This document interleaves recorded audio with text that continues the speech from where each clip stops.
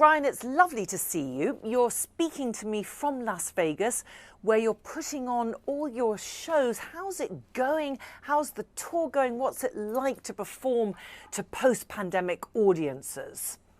Let's not even give the pandemic any air. I've already been out for a year. We did 100 shows last year. Wow. You're in Las Vegas and then you're going to Asia. Tell me about the preparation for this tour. Well, at the moment, I'm in Las Vegas, as you can probably tell by the gold lamps and everything everywhere. And we are headed for Korea and Japan and Singapore, Philippines, and Thailand and Malaysia. And that will be coming up in the next few months. And then from there, we go on to an American tour. So it's going to be pretty full on until August. What kind of preparation goes into it for you, Bryan? I mean, it's a 2-hour show, I believe. So how do you prepare mentally and physically? Uh, Put the kettle on, pretty much. That's pretty much all I have to do now. The band is pretty well oiled, and so is the crew. We've been doing this for a couple of years now, and it's pretty organized. So I just show up and arrange the songs. And how excited do you get when you go out onto the stage, though? Yeah, that's always interesting. There's always a little pinch me moment before I go out, making sure because you never know if everything's going to work. So it's always good to know that everything is working. I don't know if I prepare for it much. I just sort of go. And Bryan, I know you didn't want to talk about the pandemic, but of course that's when you started recording the songs and writing the songs for your 15th album, So Happy It Hurts. Tell me about that experience. Well, it was pretty simple. I had an engineer from my studio who came from Vancouver, and we just started putting together demos just because I had songs, and they ended up that they were good enough that they became an album. The only thing that was quite different to making that so happy it hurts album to other ones is that I couldn't put the band together, and so I had to sort of do it all myself.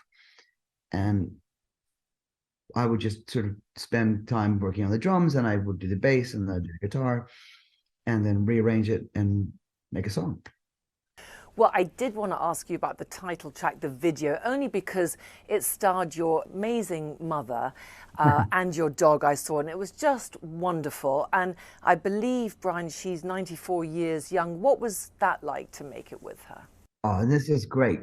I wanted to have her in the video because she's such a character.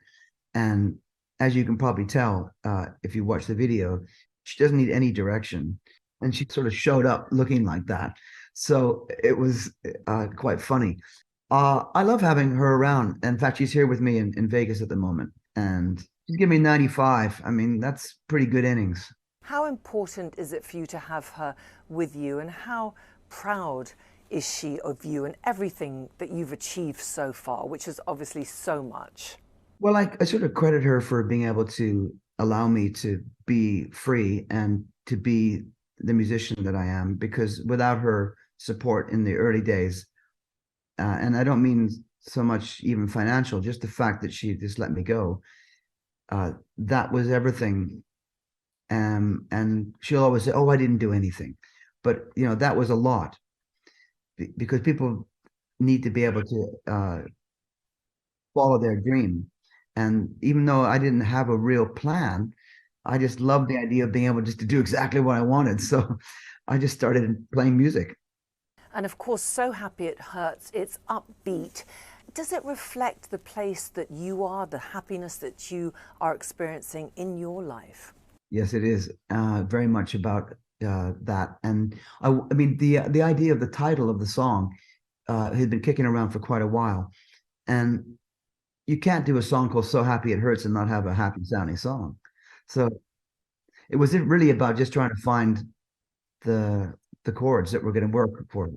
And Bryan, you're going to be in Asia in March. What is it that you love about the region, and what are you most excited about to return there? Well, I quite like a stir fry. Um, we've always had good shows out there, and going back to even the 80s when we first started touring in Asia. So I just like to be able to continue to go back to the fans that have been there all along, and for the new ones. We sort of back in the 90s, one of the things that I sort of made sort of our modus operandi was that we were going to sort of backpack around the world and see places that no bands had ever gone. So we toured. We were the first to play in India and do big shows there. We were first to do Vietnam, Egypt, Pakistan, and a lot of these places that we were sort of the only Western acts that had ever gone to these places. And even Portugal, if you can imagine, that was one of the there was no bands that were going and doing big shows there when we first started playing there in the 90s. Um, so I kind of love the fact that we've been able to keep going and go to these places and have wonderful shows and get the music to the people. And will you be taking audience requests? I will. And is that something you enjoy? And can you recall some of the strangest requests you've had, or have there been any strange ones? The thing about requests is you have to be quite ready to with your brain to be able to remember some of the more obscure things that people ask you to sing. And more often than not, I get it right. But if I don't, I'll make it up. Well, it's been 40 years since you released the album Cuts Like a Knife. Can you believe it's that long, first of all? And to Uh, mark the occasion, there was a live performance you did at the Royal Albert Hall. What was that experience like for you? Really good. And the three albums that we recorded at the Royal Albert Hall last year, one of them was Cuts Like a Knife, the other was Into the Fire, and the last one was Waking Up the Neighbors. And they'll all be coming out at the end of the year. It was really, really exciting to do and something we hadn't done before. And the interesting thing is we will be doing it again, not necessarily with those three records, but we're going to come back to the Royal Albert Hall at some point, maybe next year, and do three other albums. And Bryan, I wanted to ask you, what advice do you have for young up and coming artists? I know that you've said in the past you don't always like the way that musical companies have treated young artists because of what they face in the digital age. Yeah, it's tough. It's a tough thing. And I was reading something the other day that there's 100,000 songs that go onto Spotify a day. And that's a lot of noise. And it's very difficult, I would imagine, for Mr. and Mrs. out there trying to figure out what they want to listen to. And unless there's been some news about a song or they're a fan of a certain artist, it's quite hard to find music.